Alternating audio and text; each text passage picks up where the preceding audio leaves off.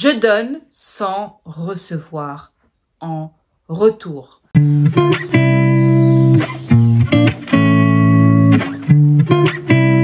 Bonjour à toutes mesdames, j'espère que vous allez bien. On se retrouve aujourd'hui pour une nouvelle vidéo.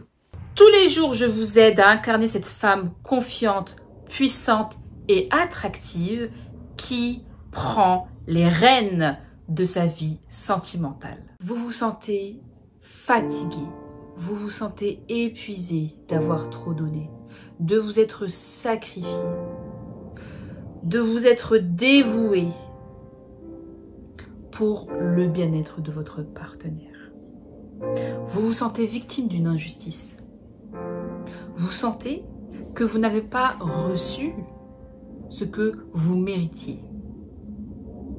Vous n'avez pas reçu assez d'attention, de considération au regard des efforts que vous avez fournis pour nourrir la relation et pour combler les besoins de votre partenaire ou de votre soupirant, de votre crush, de votre target, peu importe. En vérité, on aime comme on aimerait être aimé. Vous pensez sûrement que vos efforts sont d'une générosité pure. Mais il y a toujours un intérêt derrière, il y a toujours un objectif. On aime comme on aimerait être aimé. On chérit comme on aimerait être chéri. Quand une femme donne, elle donne en général énormément, dans l'espoir de recevoir la même chose en retour. N'attendez pas d'être vidé pour arrêter de donner, pour vous rendre compte qu'il y a un problème.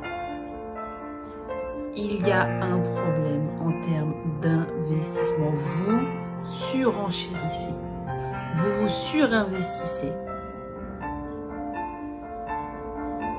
Moins l'autre fait d'efforts, plus vous en faites. C'est le jeu des vases communicants.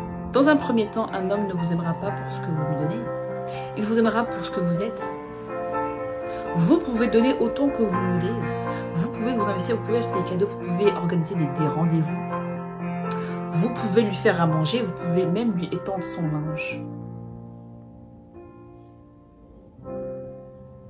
Dans la plupart des cas, ce n'est pas ces actes de pure générosité qui créeront un déclic chez lui.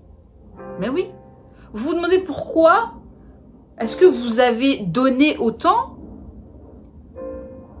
et pourquoi vous recevez aussi peu de considération? C'est logique.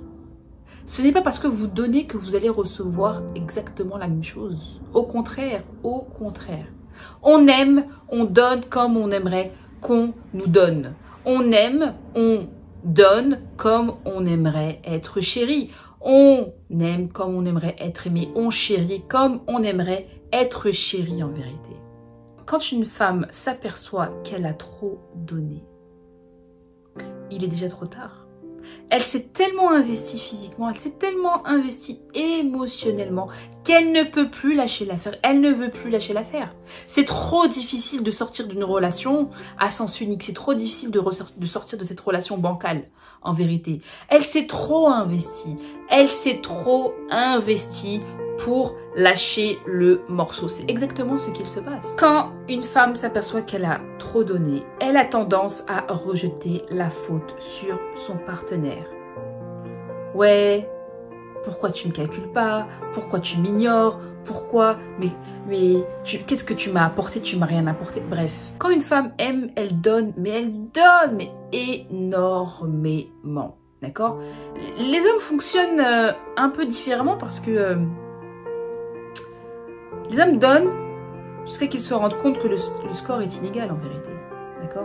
Et c'est à ce moment-là qu'ils reculent d'un pas pour vous laisser vous investir. Les femmes, elles donnent, elles donnent, elles donnent, elles donnent, elles donnent. Et quand elles arrivent à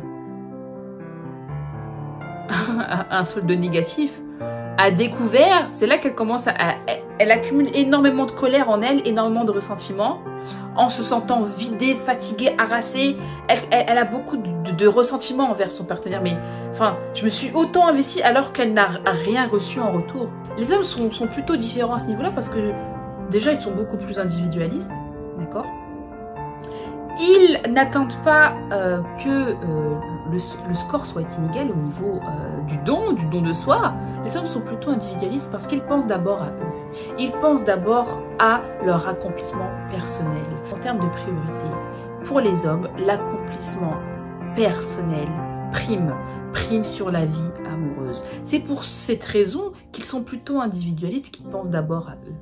Pour motiver un homme à s'investir, il faut arrêter gracieusement de lui donner et le laisser s'investir.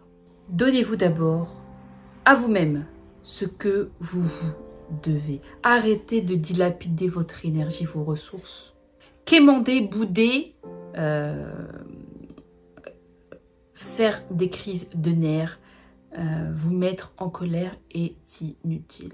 On ne force pas un homme à s'investir, ça c'est sûr. Donnez-vous d'abord à vous-même ce que vous devez. Votre plus belle histoire d'amour est celle que vous créez avec vous-même.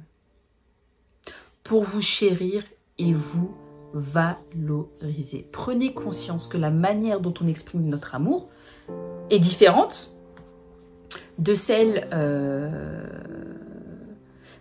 d'un homme et qu'un homme n'est pas obligé de vous rendre l'appareil. S'il donne, c'est qu'il a envie de donner. Mais c'est pas parce que vous donnez que vous allez recevoir tout autant. C'est une fausse croyance. C'est une fausse croyance. Vous n'avez pas besoin de surenchérir pour recevoir, pour gagner de l'attention. Vous n'avez pas besoin de cela.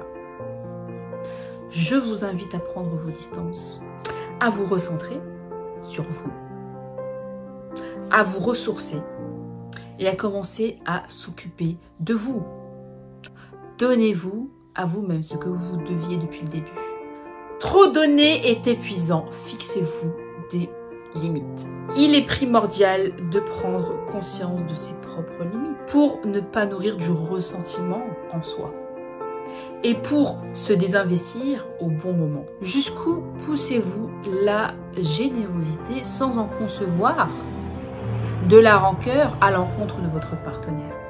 C'est la question qu'il faut se poser. Conservez votre énergie, vos forces, votre temps, votre argent. Pensez à vous, priorisez-vous. Laissez-lui l'espace de s'investir. Et s'il ne s'investit pas, eh bien, la réponse est claire. Il ne souhaite pas poursuivre une relation sérieuse avec vous. Il ne vous mérite pas. Il ne mérite pas autant de générosité. Quémander est dévalorisant pour vous et ne vous apportera pas de résultats concrets. Vous n'avez pas besoin de quémander pour combler vos besoins. Vous n'avez pas besoin de quémander pour obtenir de l'attention. C'est avilisant, c'est complètement dévalorisant et les hommes ne réagissent pas aux paroles. Ils ne réagissent pas aux paroles. Ils réagissent à la prise de distance, à l'absence de contact. Combien d'histoires on entend ces femmes qui organisent le dîner chez elles, qui font les courses, qui achètent une nouvelle lingerie, qui vont chez l'esthéticienne, qui vont chez le coiffeur, qui s'achètent de nouveaux vêtements, qui avaient prévu des surprises, des cadeaux. Et l'individu XY, qui lui dit qu'il ne viendra pas dîner ce soir.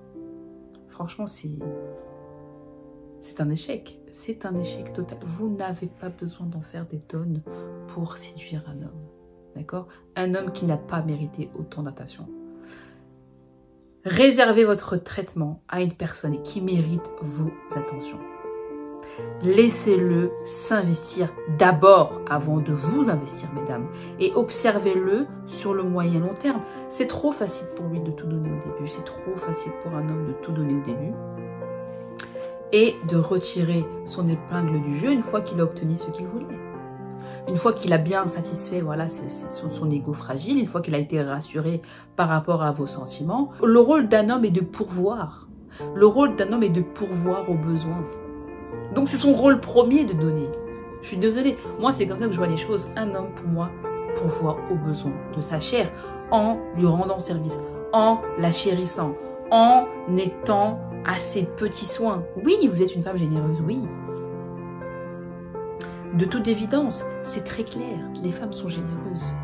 Les femmes sont généreuses. Quand elles aiment beaucoup, elles aiment même un peu trop. N'oublie pas de t'abonner tout de suite sur ma chaîne YouTube pour ne pas manquer mes vidéos fracassantes.